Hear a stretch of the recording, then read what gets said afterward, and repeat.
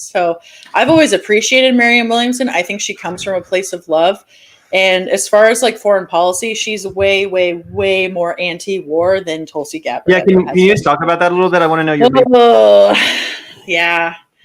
I actually just got angry about Tulsi Gabbard last night. That happens like every month. That happens like literally every month. Yeah. So yeah, Tulsi Gabbard's always been. Every time she buddies up with Project Veritas or something crazy. Yeah, she'll like do shit like that, and then she's trying to get invited back on the Joe Rogan Experience. Probably, I don't know. I'm sorry, that's a bad joke. No, that's it. And so I just saw like a. Do you guys know who Mike Prisner is by chance? He's an anti-war activist. He's in like the most famous viral video of a veteran talking outside of the White House. He got arrested. Him and there's another guy named Spencer have the Eyes Left podcast, which I wanted to plug them because they're great. Spencer's the guy that was outside of West Point with "Communism Will Win" on his underneath his uniform. They're great guys, and they are very active in the anti-war movement, obviously, and great friends. And people will like kind of lump activists like that in with Tulsi Gabbard, but like y'all, Tulsi Gabbard isn't a veteran. She's still in the military. She actually just upped it as well. Like she was in the National Guard in Hawaii, and she just moved to California like a couple weeks ago. Oh, really? And she went from the National Guard to the Army Reserves, which to explain that to anyone that doesn't know, National Guard listens to the governor, and the Reserves listens to the federal government. So it's entirely different and a big, big jump. And so, and she's even described herself as a war hawk. So it's like, she's not anti-war, she's anti-regime change, but she's called herself a war hawk on the topic of like terrorism.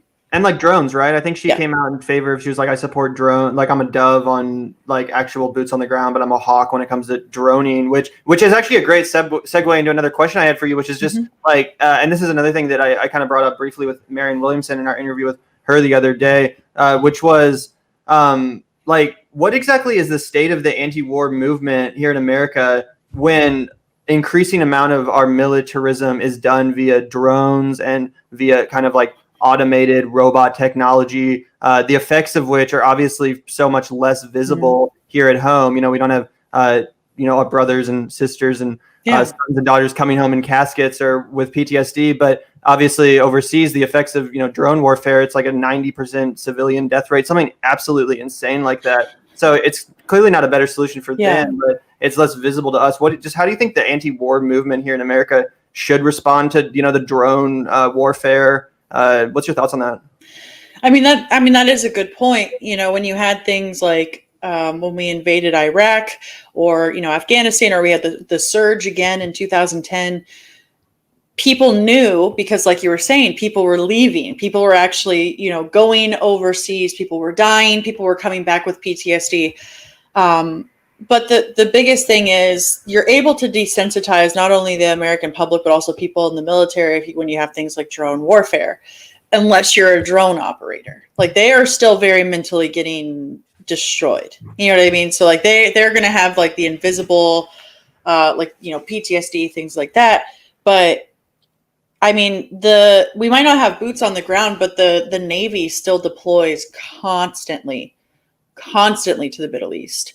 So as far as like keep talking about things, keep talking about people, the Navy is the most active branch overseas, and people don't think about that because when you think of Iraq or Afghanistan or the Middle East, you think of like, the Army and the Marines. Mm-hmm. But I mean, the Navy literally rotates ships to go off of the coast of all of these countries and occupy the waters.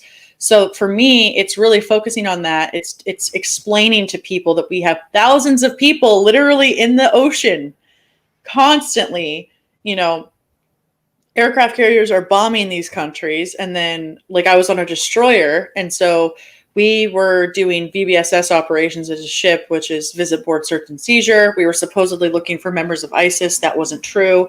And, it's just a consistent occupation. So the biggest thing would be to keep calling out and talking about the things about them coming home or, being sent overseas. But as far as it switching over to like drone warfare and everything, the biggest thing is just talk about it.